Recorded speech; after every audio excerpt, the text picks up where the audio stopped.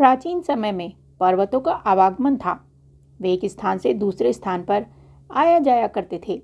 इसी प्रकार एक बार वसंतगिरी पर्वत ने अपने घर सारे पर्वतों को भोज पर आमंत्रित किया। सारे पर्वत उसके घर पर एकत्रित हुए। इन पर्वतों में सुमेरु पर्वत भी था। भोज के समय सुमेरु पर्वत पंगत के बीच में बैठा था। सौभाग्य से उसी समय उधर से पवनदेव गुजरे। उन्होंने सुमेरु को पर्वतों के बीच बैठे देखा तो उनकी त्योरियां चढ़ गई। उन्होंने उसी समय सुमेरु को मजा चखाने का निश्चय किया। सुमेरु के सर पर बहुमूल्य और विशाल स्वर्ण मुकुट था। पवनदेव ने हवा चलानी आरंभ कर दी, ऐसी तेज हवा जैसे आंधी तूफान में भी न चलती हो। भोज में व्यवधान पड़ गया। सब इधर उधर भागने लगे। इसी भगदड़ में सुमेरु पर्वत का विशाल मुकुट सिर से गिर गया। पवन इसी मौके की ताक में था। वह मुकुट लेकर दक्षिण दिशा की ओर भागा। जंगल, नदी, समुद्र पार करके पवन दूर दक्षिण में एक टापू पर पहुंचा। पवनदेव ने देखा यह स्थान सुरक्षित था। यहाँ पर किसी के आने का भय नहीं था। वह विश्वकर्मा के पास पहुंचा। उस टापू पर उसने विश्वकर्मा से एक सुंदर नगर निर्माण करने का अनुरोध किया। विश्वकर्मा निर्माण कार्य में जुट गए। पवन के पास सुमेरु के मुकुट का सोना था। इसी सोने में विश्वकर्मा ने एक माह में सोने के नगर का निर्माण किया। यह एक अपूर्व सुंदर नगर था। तीनों लोकों में इसकी सुंदरता के मुकाबले कोई दूसरा नगर नहीं था। सोने के सिवा इस नगर में अन्य कुछ नहीं था। पवन को यह बेजोड़ नगरी देखकर बड़ी खुशी हुई, पर दुख की बात यह रही कि उसने इस नगर में रहना उचित नहीं समझा। यह स्वर्णपुरी खाली पड़ी रही। उन्हीं दिनों माली, सुमाली और माल्यवान नाम के 3 राक्षस भाइयों ने कठोर तपस्या करके ब्रह्मा जी को प्रसन्न कर लिया। ब्रह्मा जी उपस्थित हुए, वरदान मांगने के लिए कहा। तीनों ने एक स्वर में कहा, हमें ऐसा वर दीजिए ताकि हम किसी से पराजित ना हों। ब्रह्मा जी ने कहा, ऐसा ही होगा। अगर तुम लोग विष्णु भगवान से युद्ध कर बैठे तो तुम्हारी मौत निश्चिंत है। राक्षस ब्रह्मा जी की बात मान गए। अब उन्होंने कहा, प्रभु, हमारे लिए किसी ऐसे स्थान का निर्माण करिए जहां हम निर्विघ्न होकर रह सकें, जहां पर हमें किसी प्रकार का भय ना हो। ब्रह्मा जी कुछ सोचते हुए बोले, तुम लोगों के लिए मुझे किसी स्थान का निर्माण नहीं करना पड़ेगा। समुद्र के बीचों बीच सोने की एक नगरी लंका नाम से है। उसे पवन ने विश्वकर्मा की मदद से बनाया है। वह आजकल खाली पड़ी है। तुम लोग उस नगर में रहो। वह इस प्रकार से सुरक्षित है। इतना कहकर ब्रह्मा जी अंतर्ध्यान हो गए।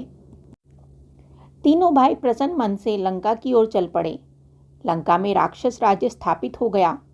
कहावत सच है कि लोभ उत्पन्न होने से पाप पैदा होता है और पाप से मृत्यु होती है। एक दिन लंका में तीनों भाइयों ने विचार किया कि देवतागण विष्णु भगवान का अभयदान पाकर किसी से नहीं डरते। यह अच्छी बात नहीं है। देवताओं के घमंड को चूर करने के लिए क्यों ना विष्णु भगवान को मार दिया जाए। फिर तो देवताओं को एक एक करके आसानी से मारा जा सकेगा। इससे स्वर्ग पर भी हमारा राज्य हो जाएगा। हमें किसी प्रकार का भय नहीं रहेगा। तीनों भाइयों ने विष्णु भगवान को मारने का निश्चय किया। वे बहुत बड़ी सेना लेकर विष्णु भगवान से युद्ध करने जा पहुंचे। साक्षात भगवान से मूर्खों का युद्ध आरंभ हो गया। भगवान ने पहले तो चालाकी की, राक्षसों का पलड़ा भारी कर दिया। इससे तीनों भाई बड़े खुश हुए। उन्होंने सोचा, अब विष्णु को हम जल्दी ही मार देंगे। फिर घमासान युद्ध शुरू हो गया। विष्णु भगवान ने अपना सुदर्शन चक्र जो घुमाकर फेंका तो उसने एक बार में ही सुमाली का सिर धड़ से अलग कर दिया। यह देख राक्षस सेना में भगदड़ मच गई। माली और माल्यवान ने देखा, अगर उन्हें जीवित रहना है तो उन्हें विष्णु भगवान की शरण में जाना होगा, वरना चक्र से उनकी रक्षा नहीं। वे दोनों जल्दी ही भगवान के चरणों में जाकर गिड़गिड़ाकर अपने प्राणों की भिक्षा मांगने लगे।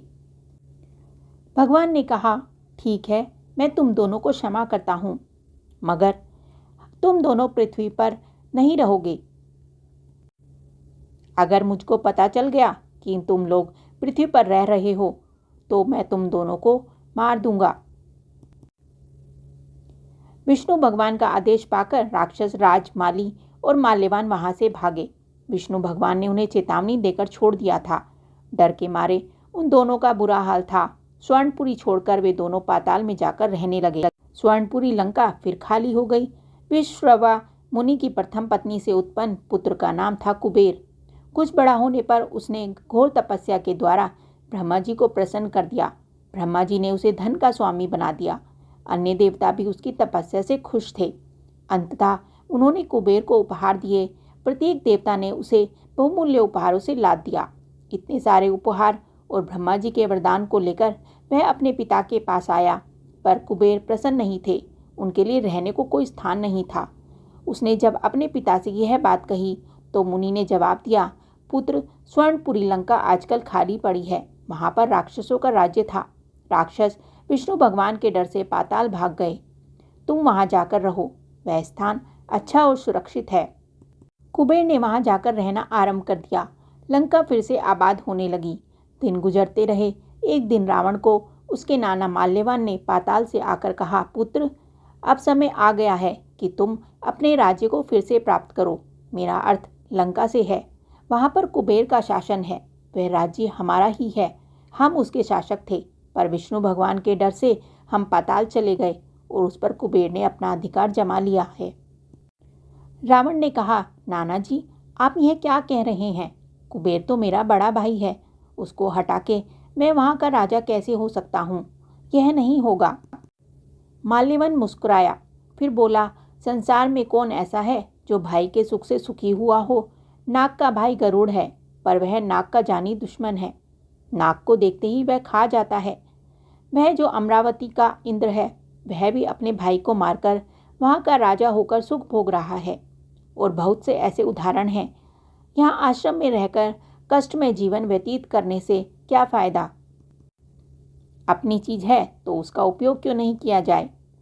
माल्यवान पाताल चला गया। रावण के दिमाग में बात घूमने लगी। नाना जी ठीक ही कह रहे हैं, उसे लंका का अधिकारी होना चाहिए। उसने तुरंत एक दूत को लंका रवाना करके अपनी बात कहलवा भेजी। कुबेर उसके प्रस्ताव को सुनकर डर गया। वह भागा भागा अपने पिता के पास आया। सारी बात सुनने के पश्चात मुनि बोले, बेटा, झगड़ा करने से कोई फायदा नहीं। रावण हठी और दुर्बुद्धि स्वभाव का लड़का है। एक बार उसके दिमाग में कोई बात घूम जाती है तो वो पूरा करके ही छोड़ता है। अच्छा यह होगा कि तुम लंका छोड़ दो, उसी में तुम्हारी भलाई है। कुबेर ने लंका छोड़ दी। रावण यह जानकर बड़ा प्रसन्न हुआ। लंका में फिर से राक्षस राज स्थापित हो गया। रावण, कुंभकर्ण और विभीषण सुखपूर्वक लंका में रहने लगे।